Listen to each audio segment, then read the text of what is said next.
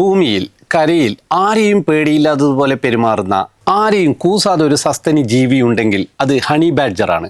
ഒരാളോടും തോറ്റു പിന്മാറില്ല.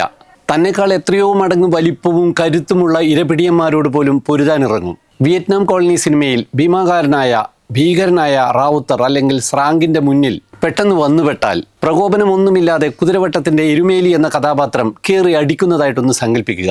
അതുപോലെയാണ് മുൻപിൻ നോക്കാതെയുള്ള ഹണി ബാഡ്ജറിന്റെ ആക്രമണം കണ്ടാൽ തോന്നുക.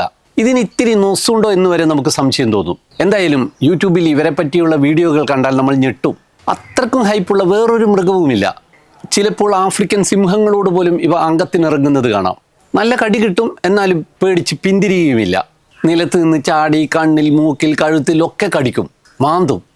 സൊല്ലയായല്ലോ എന്ന് കരുതി പലപ്പോഴും ഈ സിംഹങ്ങൾ അവയെ ഒഴിവാക്കി സ്ഥലം കാലിയാക്കും. ഒറ്റ ചവിട്ടിന് കാട്ടുനായകളുടെ പോലും കഥ കഴിക്കുന്ന ഒട്ടകപ്പക്ഷിയുടെ മുട്ടകൾ മോഷ്ടിക്കാൻ ഇവർ പോകും. ചിലപ്പോൾ ചവിട്ടും കൊള്ളും, എന്നാലും കൂസാതെ എഴുന്നേറ്റ് പ്രാഞ്ചി നടന്നു പോകും.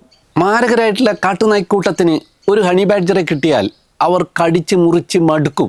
ഒരു റബ്ബർ ടയറിന്റെ കഷ്ണം കിട്ടിയതുപോലെയാണ് അവർക്ക് അനുഭവപ്പെടുക. വഴുതിയും തെന്നിയും മുറിവേൽക്കാതെ ഹണി ബാഡ്ജർ നിൽക്കും.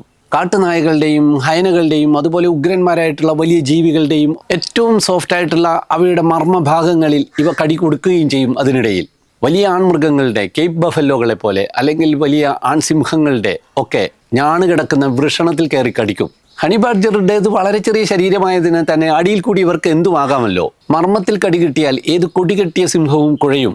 ഗതികെട്ടുക വസുല്ലു പറയും. പുള്ളിപ്പുലികൾ കഷ്ടപ്പെട്ട് വേട്ടയാടി നേടി മരക്കൊമ്പിൽ തൂക്കിയിട്ടിരിക്കുന്ന ഇരകളുടെ മാംസം അധികാരഭാവത്തോടെ ഇവ പോയി മോഷ്ടിക്കും. പുലി വന്നാൽ ഓടിച്ചു വിടും. മുള്ളംപന്നികളുടെ കൂട്ടിൽ കയറി അവയുടെ പിള്ളേരെ പിടിച്ചു തിന്നാൻ നോക്കും. കുത്തു കിട്ടിയാലും പിന്തിരിയില്ല. മണ്ണിനടിയിലും മാളങ്ങളുടെ ഉള്ളിലും പാറക്കൂട്ടങ്ങളുടെ വിടവുകൾക്കുള്ളിലും ഒക്കെയുള്ള മാരക ആഫ്രിക്കൻ തേനീച്ചക്കൂടുകളിൽ ഇവർ മാന്തി പൊളിച്ച് കയറും. 100 കണക്കിന് തേനീച്ചകൾ ചറപറ കുത്തിയാലും ഇവ മുന്നോട്ട് വെച്ച കാല് പിന്നോട്ടെടുക്കില്ല. തേനീച്ചകളെ വാരി വലിച്ചു തിന്നും, അവയുടെ ലാർവകളെയും. ബ്ലാക്ക് മാമ്പ, പഫാഡർ തുടങ്ങിയ മരുഭൂമിയിലെ മാരക വിഷമുള്ള പാമ്പുകളെയും വെറുതെ വിടില്ല. ഓടിച്ചിട്ട് പിടിക്കും. കടി കിട്ടിയാലും വിടില്ല. അടുത്ത കടി കിട്ടുന്നതിന് മുമ്പ് തന്നെ അതിൻ്റെ തല കടിച്ച് ചവച്ച് തിന്നും.